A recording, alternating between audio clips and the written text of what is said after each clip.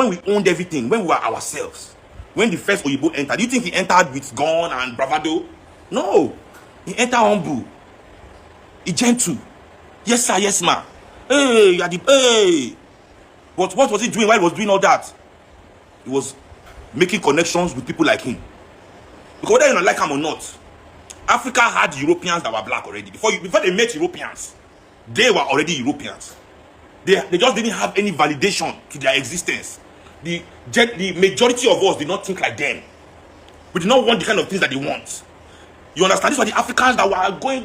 These were the merchant class of Africans, basically.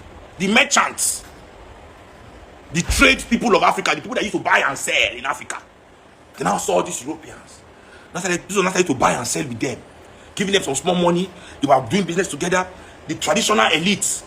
They now told the Europeans, they slavery, we want slaves. Hey, okay, look, they cash out. Look, they were doing all their criminal things with Europeans. These African merchants and Europeans working together, doing all their crime. The African kings now saw what was going on.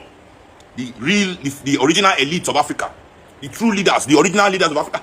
Waiting be this rubbish where they happen for a year now. We don't want slavery. We don't want this. Hey, everybody, stop it. Now we fuck up.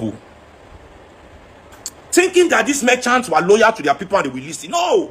What did they do? They went behind the back of the kings to make plans with these people. Started to wage war on their own people. See, they were able to kill, exile, or usurp any of the traditional, original elites of Africa. They were now replaced by these merchant slave raiders. They were now the new kings, the new chiefs, the new whatever in Africa. Oyibo had promised them that, don't worry. Now that you have sabotaged your people, we have put you in power. We and you, we work together, we will chop everything, we'll be sharing it. But Oyibo knew that the people did not like them because they are traitors of their people. So what did Oyibo do? Oyibo waged war against them themselves. That is colonialism. That's when you hear colonialism. That's what they were supposed to be sharing together. Oyibo now came and took everything. Oyibo can turn them to civil servants, warrant chiefs. You understand? So in the back of their mind, they were still nostalgic about the days that they share everything with Oyibo. Oyibo turned them to police, turned them to army. Basically, Oyibo turned them to servants. These people were still happy to serve Oyibo because to them, access to whiteness was the greatest gift a man can have. That they were still better than the rest of their brothers because they were the ones closest to Oyibo. So they were still willing to serve. Now, the majority of Africans that were suffering, looking at these people and their Oyibo masters, now they say that this our suffering is too much. We are tired of this nonsense. Africans now started to destroy the institutions of whiteness in Africa. Enugu coal miners, Aba women, Abeokuta women, Lagos riots, all over Africa from Zimbabwe to the tip of Africa. Anti-colonial rebellions started by the people, not by these civil servants of colonialism. None of these people that went to these European schools, none of these their soldiers in their army that had guns.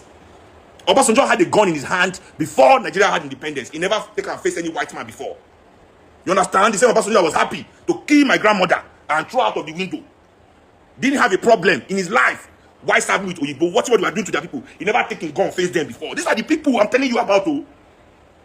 Then their people stood up to fight these Oyibo people. They now saw an opportunity. Those things, these our Oyibo people stole from us. If we support our people to do this anti-colonialism, we can get back to that position of supervisor that they were supervisor to servants. Now we can go back to supervisor. Ask the Oyibo, see, if you allow these people to move the way they want to move, they will collect all these things that we have worked for 400 years to steal together. They will collect it from us. Let's go back to the way we used to do it before. Go back to your country. Let me enter there and deceive them that we are back and continue our business. Oyibo say, my guy. My guy, this is the best. Oh yeah. They carry their bastards, supplant them on your head as rulers to continue the game. For them, they have won. Because all they have ever wanted was access to whiteness. To be able to access that which is white, while depriving their people. That it is that their access that is their glory. I repeat, that is why there is nothing they can show you that they have done in their life. Nothing except the amount of European things they can afford. How they live in the best European house, finish. That is their victory. The question I must ask all Nigerians today is that your victory to, is that what you are here for? Is it for a developed Africa that will give our children the future they deserve, that will not be beggars on the street and will have dignity? Or you just want to be able to access whiteness?